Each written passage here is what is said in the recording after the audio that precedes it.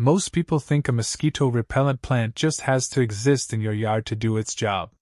You buy it, you stick it in a pot, you assume you are covered. Here is the part almost nobody tells you. A plant sitting there untouched barely releases anything into the air around it. The oils that actually push mosquitoes away are locked inside the leaves, and they only come out when something disturbs them. That single fact is the difference between a yard that looks protected and a yard that actually is. And once you understand that, one of the plants on this list becomes genuinely hard to believe. In a real field study conducted in Uganda, researchers tested a lotion made from a common backyard plant against a mosquito repellent spray built around DEET, the ingredient inside most of the sprays sitting on store shelves right now. The plant-based lotion cut mosquito landings by roughly 90 to 95% for up to 4 hours, right in line with the spray. Same neighborhood of protection, from something that costs a few dollars and grows in a pot. I will show you exactly which plant that is and exactly how to use it, but we are saving it for last, because the way it works is honestly one of the more interesting things in this whole video. Here is what you are getting today. 7 plants, not 11, not 20. 7, because these are the ones with the strongest real evidence behind them, not garden folklore passed around from one blog to the next. For each one, you will know the exact compound doing the work, what the research actually found, and how to use the plant so it performs the way the studies describe, instead of just sitting there looking nice. I also want to be upfront about something most videos on this topic skip entirely. A lot of the impressive percentages you will hear people quote online come from concentrated oil extracts tested in a lab, not from a plant sitting untouched in a pot on your patio. Both things can be true at once. The plant is the source, the extract is simply a stronger version of what the plant already contains, and the real skill is knowing how to get closer to that lab result using the living plant you actually have in your yard. That is exactly what I am going to walk you through for each one, so by the end you are not just collecting plants, you are using them the way the research suggests you should. Before we get into the first plant, if this is useful to you, take 2 seconds and subscribe. The reason I mention it now instead of at the end is simple. Most platforms only keep showing your feed content from channels you are actually subscribed to, so if you want the rest of this kind of research-backed, practical content, subscribing now is what makes sure it keeps showing up. And while you are down there, drop a comment telling me what state or country you are watching from. It genuinely matters for this video, because growing zones shift a lot across different regions, and I will be referencing them plant by plant so you know exactly what will thrive where you live. Plant number 1 is rosemary. Rosemary produces a handful of compounds with complicated names, cineole, camphor, and borneol, but here is the part that actually matters. These compounds are volatile, which means they evaporate into the air around the plant on their own, without you needing to crush anything. Just by growing, rosemary is quietly releasing a bit of its chemical signature into your yard every day. But the truly interesting discovery is more specific than that. Researchers studying Aedes aegypti, one of the main disease-carrying mosquito species, found a single odor receptor in the insect's antennae that is tuned almost entirely to borneol, one of the compounds rosemary produces. They named it OR49. When borneol hits that receptor, it does not just make the mosquito a little uncomfortable. It fires like a hardwired alarm switch, completely overriding whatever signal was pulling the mosquito toward a host in the first place, and sends it flying the other direction. Scientists even disabled that specific gene using CRISPR in later research, and once it was off, the mosquitoes stopped reacting to borneol entirely. That tells you this is not a general dislike of the smell. It is a specific, built-in avoidance response. In lab testing, a concentrated rosemary oil extract produced complete repellency for about 8 hours. I want to be honest with you about what that number actually represents, because a lot of videos gloss over this. That result comes from a concentrated oil, not simply standing near a growing plant. The practical version of this for your yard is crushing a sprig between your fingers and rubbing it on your skin, or better yet using heat. Here is a trick worth remembering. Rosemary's active compounds are unusually heat-stable, so they survive being warmed up without breaking down the way more delicate oils do. Lay a few fresh rosemary branches directly on a hot grill before you start cooking.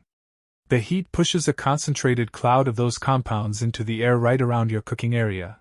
Your food picks up a subtle smoky flavor, and mosquitoes tend to stay well clear of the smoke for the rest of the evening. As for growing it, rosemary does best as an outdoor perennial in warmer regions, roughly zones 7 through 11, which covers the south, the southwest, and much of the Pacific coast. If you are somewhere colder, grow it in a large container and bring it indoors near a sunny window before the first hard freeze. It comes right back outside in spring, none the worse for it, and once it is established, rosemary needs very little from you. It tolerates heat and dry spells well, which honestly makes it one of the lowest maintenance plants on this entire list, and it gets more fragrant and more established with each passing year rather than needing to be replanted. That same idea, using contact or heat to release the oils, becomes even more obvious with plant number 2, lavender. Lavender's main defense is a compound called linalool. What linalool actually does is interfere with a mosquito's ability to detect the signals it relies on to find you: the carbon dioxide from your breath, the heat coming off your skin, and the lactic acid your body releases. In lab testing, a 20% lavender oil solution produced about 81% repellency over an 8-hour window against one mosquito species.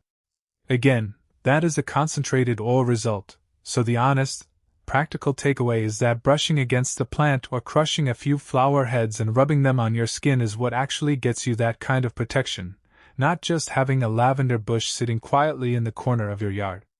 That is actually the smartest way to plant lavender. Put it somewhere you naturally walk past, along a porch railing, beside your back door, along the edge of a path you use every day.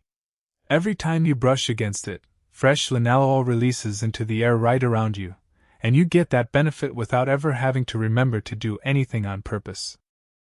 Lavender grows well outdoors as a hardy perennial from about Zone 5 through Zone 9, covering most of the South, the Midwest, the Mid-Atlantic, and the West Coast.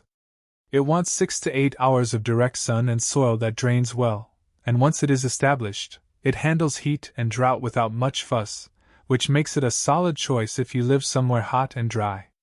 One extra thing worth knowing: a single mature lavender bush creates a fairly wide zone of influence on its own, so if you have the space, planting a few in a loose cluster around the seeding area lets those zones overlap into something closer to a real barrier rather than one isolated plant doing all the work by itself. Plant number 3 is basil, and this one does something the first two do not. Basil produces estragol, linalool, and eugenol, and while those compounds do repel adult mosquitoes on contact, basil's more unusual trick is what it does to mosquito larvae. Sprayed as an extract directly onto standing water, basil has been shown to kill mosquito larvae within about a day. So if you have a bird bath, a rain barrel, or any low spot where water tends to collect after a storm, basil growing nearby is not just pushing adult mosquitoes away from your seeding area, it is disrupting the next generation before they ever take flight. I want to be fair about the numbers here too. In lab testing, basil oil produced about 67% repellency for roughly 3.5 hours, which is noticeably shorter than some of the other plants coming up on this list. So think of basil less as your main line of defense and more as a strong supporting player, especially valuable for the larvicidal effect that most of the other plants on this list simply do not have. Basil is easy to grow in containers, which makes it genuinely practical. Put a pot directly on your outdoor dining table, or line a few along the edge of your patio. If your local nursery carries lemon basil or cinnamon basil, those varieties tend to carry higher concentrations of the active compounds than standard sweet basil, so reach for those first if you have the option. And if you do go the extract route for standing water, a simple approach is steeping a handful of crushed leaves in water for a day, straining it, and pouring the liquid into whatever spot tends to collect rain. No special equipment needed. Quick pause here, because we are about halfway through. If you have been enjoying this, that basil larvicide fact is a perfect example of the kind of detail I try to dig up every week, the stuff that goes past the surface level garden blog advice. If you have not subscribed yet, now is a good moment. It really does help this channel keep making videos like this one. And if you already commented where you are watching from, take a second to scroll through and see how many different regions are showing up down there. It is honestly a pretty wide spread. Plant number 4 is peppermint, and this is where the numbers start getting genuinely impressive. Peppermint's main compounds are menthol and menthone, and the concentration in a fresh leaf is intense enough to overwhelm a mosquito's chemical sensors almost immediately on contact. In a field study conducted in India, undiluted peppermint essential oil provided complete protection for about 11 hours against one mosquito species. 11 hours from one plant. That is one of the strongest single numbers anywhere in the research for this video. Peppermint also has documented larvicidal properties, so like basil, it is doing double duty against both adult mosquitoes and the next generation forming in standing water. For personal protection, crush a fresh leaf between your fingers and rub it directly onto your skin, your forearms, the back of your neck, your ankles. There is no waiting for anything to dry or set in, it works close to instantly. Growing peppermint is almost foolproof. It is hardy from about Zone 3 through Zone 11, which covers nearly the entire country including most of Alaska. There is really only one rule to follow closely. Peppermint spreads aggressively once it is in open soil, so always grow it in a container, or sink a pot with drainage holes into your garden bed so the roots stay contained while the plant grows freely above ground. Even people who consider themselves bad with plants tend to keep peppermint alive without much effort, which makes it a good starting point if this is your first time trying any of these 7. Plant number 5 is lemongrass. Lemongrass produces citral and geraniol, the same family of compounds found in citronella candles, just at far higher concentrations and without needing a flame. I want to be straightforward here instead of repeating the exaggerated comparison you might have heard elsewhere. A citronella candle scent genuinely does drop off within a few feet in any kind of breeze, and there is almost always some breeze when you are sitting outside. Lemongrass has more of the active compounds available, but they are still held inside the plant's leaves and stalks, so the real protection comes from crushing or applying it, not simply having the plant burning somewhere nearby, or in lemongrass's case, simply potted nearby. In one study, a 10% lemongrass oil blended with olive oil and applied directly to skin gave about 99% protection for up to 3 hours. That is a strong, honest, genuinely usable number. Here is how to get that kind of protection from your own plant. Cut a fresh stalk, crush it between your palms until you can smell the oil releasing, and rub it directly onto your arms, your legs, and the back of your neck. It smells pleasant, it is skin safe, and it gives you immediate personal protection on top of whatever the growing plant is already doing in your yard. For growing zones, lemongrass thrives as a true perennial in warmer climates, roughly Zone 9 through 11, covering Florida, the Gulf Coast, Southern California, and Hawaii. In cooler areas, roughly Zone 6 through 8, grow it in a large container and bring it indoors before the first frost, then move it right back outside the following spring. It grows into thick, dramatic clumps that can reach 3 to 5 feet tall, so beyond the repellent benefit, a row of it along a fence line doubles as a natural privacy screen, which is a nice bit of value for something you were already planting for the mosquito protection. Plant number 6 is lemon balm. Lemon balm is part of the mint family, and it produces citronellal, geraniol, and citral, the same broad group of compounds as lemongrass, just in a noticeably gentler concentration. That gentleness is actually its strength. Here is a comparison from the research worth knowing. Lemon balm leaves contain up to 400 times more citronellal by volume than the ornamental citronella-scented geranium that garden centers often sell specifically as a mosquito-repelling plant. That geranium looks the part and smells the part, but once you look at the actual lab numbers, it is one of the weaker options out there. Lemon balm quietly outperforms it by a wide margin.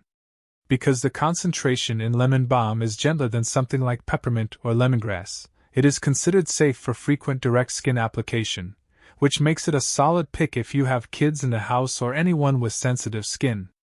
Just crush a small handful of leaves between your palms and rub them onto your forearms, legs, and neck the same way you would with the other plants on this list. Lemon balm grows readily from about Zone 4 through Zone 9, which covers most of the country. It grows fast, almost aggressively fast, so the one rule is to keep it contained in a pot, or bury a container in your garden bed, because left unrestricted it will spread further than you probably intended. One small bonus worth a quick mention: some studies have looked at lemon balm tea for its effect on sleep and stress, so a cup steeped from your own leaves before bed is a nice extra, even though the repellent effect is really the headline reason to grow it.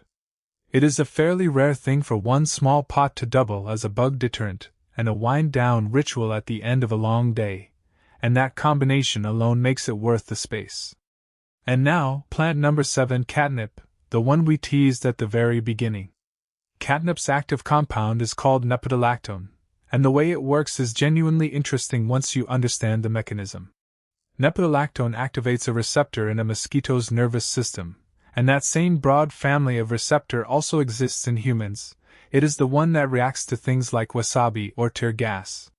The difference is that the insect version of this receptor is structured differently enough from ours that mosquitoes find nepentolactone intensely irritating, while we barely notice the scent at all, and cats, famously, respond to it in an entirely different way altogether. Here is the headline result, the one we opened this video with. In a field study conducted in Uganda, a catnip oil lotion at a 6% concentration performed about as well as a 15% DEET spray, cutting mosquito landings by roughly 90 to 95% for up to 4 hours. That is a real, measured, apples-to-apples comparison against the industry standard, not an exaggerated marketing claim. Separately, in lab testing at higher concentrations, catnip oil has actually outperformed DEET at equivalent low concentrations, which is a distinct finding worth mentioning on its own, though it is worth keeping that separate from the field results so we are not blending two different studies into one bigger sounding claim. Catnip is hardy from about zone 3 through zone 9, grows quickly, and spreads readily, so a container or a hanging basket works well, especially if you have outdoor cats wandering through your yard who would otherwise be very interested in a patch of it at ground level. So here is how all 7 of these actually work together. Think of them in 2 simple groups. Rosemary, lavender, lemongrass, and catnip are your longer-term plantings, the ones you put in the ground or in large pots around your yard for an ongoing chemical presence over the whole season. Peppermint, lemon balm, and basil are your quick-action plants, the ones best kept close to where you sit, so you can pinch a leaf and rub it on for fast personal protection whenever you need it. But remember the idea we started with, because it is really the whole point of this video. None of these 7 plants do much good just sitting there untouched. The real protection comes from crushing, brushing, rubbing, or in Rosemary's case, heating.